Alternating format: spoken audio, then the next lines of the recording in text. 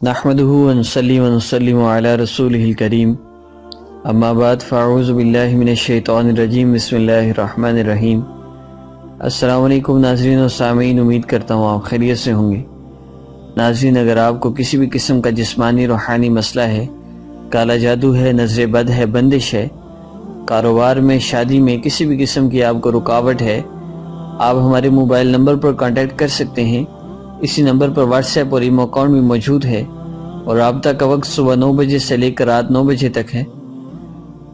اور ناظرین، اگر آپ نے ابھی تک ہمارا channel Islamic hub official subscribe نہیں فرمایا تو ویڈیو کے نیچے ریڈ کلر کا بٹن ہے، اسے پریس فرما کر سبسکرائب کر لیجئے، اور اس کے ساتھ ایک بیل بٹن شو ہوگا، اس کو بھی پریس کر لیجئے تاکہ آپ کو نوٹیفیکیشن مل جائے جیسے ہی نئی ویڈیو اپلوڈ ہو۔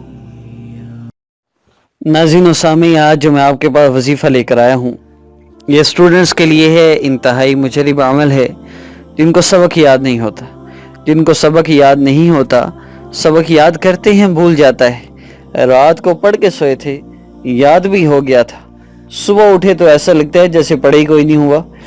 کسی بھی قسم کا آپ کو پڑھائی میں مسئلہ ہے، اس کے لیے میں انتہائی مجرب عمل لے کر حاضر ہوا ہوں۔ اس میں دو چیزیں ہیں۔ ایک تو میں عرض کر دوں، جس وقت آپ نے پڑھائی کے لیے بیٹھنا ہے اس وقت کیا کرنا ہے۔ جب آپ پڑھنے کے لیے بیٹھے تو آپ نے 7 مرتبہ درود پاک، درود ابراہیمی پڑھنا ہے، اور شروع میں اور آخر میں 7 مرتبہ درود ابراہیمی پڑھنا ہے، اور درمیان میں آپ نے یا نورو یا قویو، یا نورو یا قویو، آپ نے دایاں ہاتھ اپنے سر پر رکھ کر یا نورو یا قویو 11 مرتبہ پڑھنا ہے، پھر ہاتھوں پر دم کر کے سینے پہ بھی دم کرنا ہے اور سر پہ بھی پھیر لینا ہے۔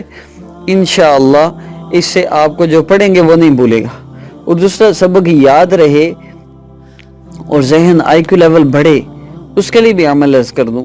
ایک تو اپنی روٹین بنا لیجئے کہ روزانہ عشاء کی نماز کے بعد جب آپ سونے لگیں تو 300 مرتبہ یا علیم ضرور پڑھ کے سوئیں، یا علیم روزانہ پڑھ کے سوئیں، اور جس دن پیپر ہو اس سے ایک دن پہلے بھی یا علیم پڑھ کے سوئیں۔ اس سے انشاءاللہ اللہ پاک آپ کا آئی کیو لیول انکریز فرما دیں گے۔ جو چاہیں گے، جو پڑھیں گے، جو دیکھیں گے، جو سنیں گے، آپ کو یاد ہو جائے گا۔ کلاس میں بیٹھ کے لیکچر سن رہے ہیں، اس میں بھی آسانی ہوگی۔ تو اس میں عرض کر دوں دوبارہ کہ آپ نے شروع اور آخر میں 7 مرتبہ درود ابراہیمی ضرور پڑھنا ہے، درمیان میں 11 مرتبہ یا نورو یا قویو پڑھنا ہے، اور اپنے سینے پہ اور سر پہ ہاتھوں کو دم کر کے سر پہ پھیر لینا ہے۔ انشاءاللہ اس سے آئی کیو لیول بھی انکریز ہوگا، اور آپ کا حافظہ جو ہے، اس میں جو بات آپ یاد کریں گے محفوظ رہے گی، کوئی چیز بھولے گی نہیں انشاءاللہ۔ ناظرین و سامعین، ہماری ویڈیو یہاں تک مکمل ہو چکی ہے۔ ابھی میں چند گزارشات کروں گا، اگر آپ ان گزارشات پر عمل کر لیں تو میں آپ کو گارنٹی دیتا ہوں کہ آپ جو عمل سن رہے ہیں، اس عمل سے آپ کا مسئلہ ضرور حل ہو جائے گا۔ چند چیزیں ہیں، آپ ان کو لکھ بھی لیجئے، بہت آسان ہیں۔ سب سے پہلی چیز نیت کو درست کرنا، نیت کرنا کہ اگر موقع بھی ملے تو گناہ نہیں کرنا، اور لوگوں کا دل نہ توڑنا، اس کی بھی نیت کر لینا کہ میں کسی کا دل نہیں دکھاؤں گا، اور بدنیتی سے بھی بچنا چاہیے اور بلا نیتی سے بھی بچنا چاہیے۔ ایک ہے بدنیتی، بری نیت ہونا، ایک ہے نیت ہی نہ ہونا۔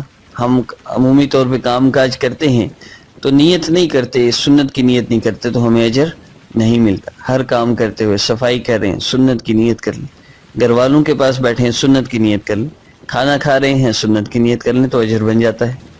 دوسرا کام یہ کرنا ہے، ہر وقت باوضو رہیں۔ باوضو رہنا کوئی مشکل کام نہیں۔ آج ہمیں جس طرح بے وضو رہنے کی عادت ہے، کوئی کہے باوضو ہر وقت رہیں تو بہت مشکل لگتا ہے، اسی طرح جب ہمیں باوضو رہنے کی عادت بن گئی تو پھر ہم سے بے وضو رہنا مشکل ہو جائے گا۔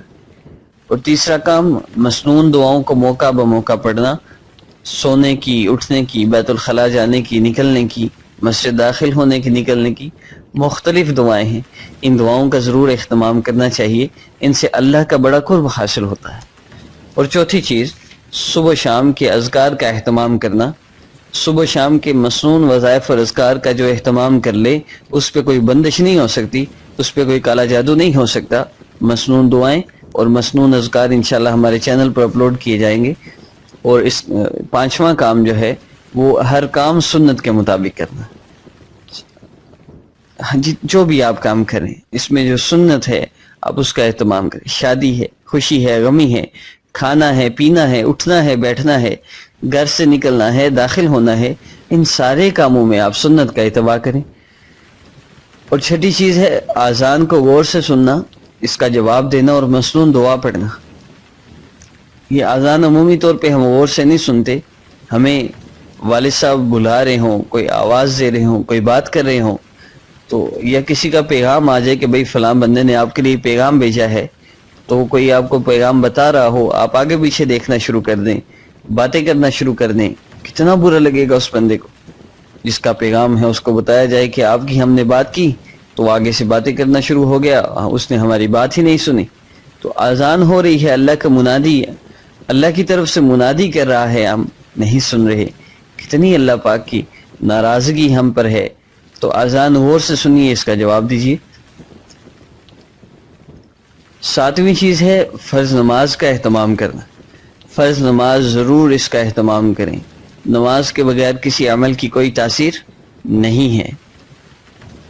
8ویں چیز ہے قرآن مجید کی روزانہ تلاوت کرنا. روزانہ قرآن پاک پڑھیں، یہ بہت ضروری ہے. سال میں 2 مرتبہ قرآن پاک پڑھنا قرآن کا حق ہے.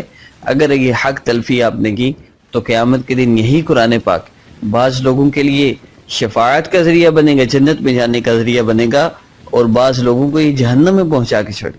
اس لیے قرآن پاک کی تلاوت ضرور کریں، چاہے 2 رکوع ہی کیوں نہ ہو، ورنہ کوشش کرنی چاہیے کہ روزانہ 1 سپارہ ضرور پڑھا جائے. 9واں کام ہے اللہ سے تنہائی میں مانگنا. آپ کا جو مسئلہ ہے اس کے لیے 2 نفل پڑھیں صلاۃ الحاجت کے، اور اللہ سے تنہائی میں مانگیں. اللہ کو لوگوں کا یہ مانگنا بہت پسند ہے، اپنے بندوں کا اللہ کو مانگنا بہت پسند ہے. آپ اللہ سے تنہائی میں اپنے مسئلہ کے لیے کم از کم 10 سے 15 منٹ 20 منٹ آپ دعا ضرور کریں، اللہ سے مانگیں، اللہ سے روئیں، گڑ گڑائیں، ہم اللہ کی منتیں کریں. اللہ ہمارے رب ہیں، آقا ہیں، اللہ چاہتے ہیں میں اس کو مصیبت دیتا ہوں، یہ مجھ سے مانگے، میں اس کی مصیبت دور کر دوں. 10ویں چیز ہے نفل روزوں کا اہتمام کرنا. اپنے مسائل کے حل کے لیے روزوں کا بھی اہتمام کیجئے، نفلی روزے رکھیے. آپ روزہ رکھیں، اللہ یہ میرا مسئلہ حل کر دیجئے، اس کے لیے آپ روزہ رکھیں. بہت زیادہ مجرب، یہ ایک ایک کام آپ کے مسائل کو حل کرنے کے لیے بہت مجرب ہے. 11واں کام یہ ہے کہ شکر کے مواقع پر شکر کرنا. نعمت کوئی بھی ہم استعمال کر رہے ہوں، ہم اس کا شکر ادا کریں.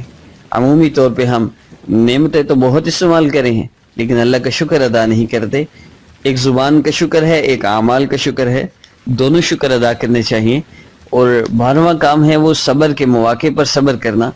عمومی طور پہ ساس ہے، گھر کے معاملات ہیں، کوئی بات اونچ نیچ ہو جاتی ہے تو یہ صبر کا موقع ہے، غصے کا موقع نہیں ہے. شوہر سے بات ہو جائے تو بیوی کے لیے صبر کا موقع ہے، بیوی سے بات ہو جائے تو شوہر کے لیے صبر کا موقع ہے. یہاں کوئی بات اونچ نیچ ہو جائے تو یہاں صبر کرنا، اس سے اخلاق بنتے ہیں، تو اس کا اہتمام کرنا چاہیے. خاموش رہنا چاہیے، بات تھوڑی سی ہو جائے غصہ نہیں کر لینا چاہیے، بلکہ دیکھنا چاہیے کہ یہ میرے صبر کا مقام ہے، یہاں میں نے صبر کرنا ہے. اور آخری کام وہ ہے نرم مزاجی کو اپنانا. خاموشی، نرم مزاجی، محبت، پیار، یہ بہت زیادہ ضروری ہے. جتنی زیادہ نرم مزاجی اپنائیں گے اتنے زیادہ آپ کے معاملات ٹھیک ہوں گے، گھر کے مسائل ٹھیک ہوں گے. عورتیں اپنے شوہر کی غیبت نہ کریں، چاہے کتنا ہی برا کیوں نہیں. اپنے ماں باپ سے، گھر والوں سے، بہن بھائیوں سے، کسی بھی رشتہ دار سے اپنے شوہر کے متعلق بات نہ کریں کہ وہ ایسا ہے ایسا ہے. کوئی کچھ نہیں کر سکتا، نہ آپ کے ماں باپ کچھ کر سکتے ہیں، نہ آپ کے رشتہ دار، نہ آپ کے دوست، کوئی کچھ نہیں کر سکتے. آپ اس ذات کو کیوں نہیں سناتے جو سارے کے سارے مسائل کو حل کر سکتے؟ تو اللہ پاک کو سنائیں کہ میرے شوہر ایسے ہیں، یا اللہ ان کو بدل دیجیے. تو ان چند باتیں ہیں، اگر آپ ان کا اہتمام کر کے عملیات کریں گے تو انشاءاللہ آپ کے سارے مسائل چند دنوں کے اندر حل ہو جائیں گے. اور ناظرین و سامعین، اگر آپ نے ابھی تک ہمارا channel Islamic hub official subscribe نہیں کیا تو ویڈیو کے نیچے ریڈ کلر کا بٹن ہے، اس سے پریس فرما کر سبسکرائب کر لیجئے. اور جیسے ہی آپ سبسکرائب بٹن پر کلک کریں گے تو ایک بیل بٹن شو ہوگا، اس سے بھی پریس فرما لیجئے تاکہ نئی ویڈیو اپلوڈ ہوتے ہی آپ کو نوٹیفیکیشن مل جائے. اور اگر آپ کو کسی بھی قسم کا جسمانی روحانی مسئلہ ہے، آپ ہمارے موبائل نمبر پر کانٹیکٹ کر سکتے ہیں. اسی موبائل نمبر پر ایمو اور واٹس ایپ اکاؤنٹ بھی موجود ہے. السلام علیکم ورحمۃ اللہ.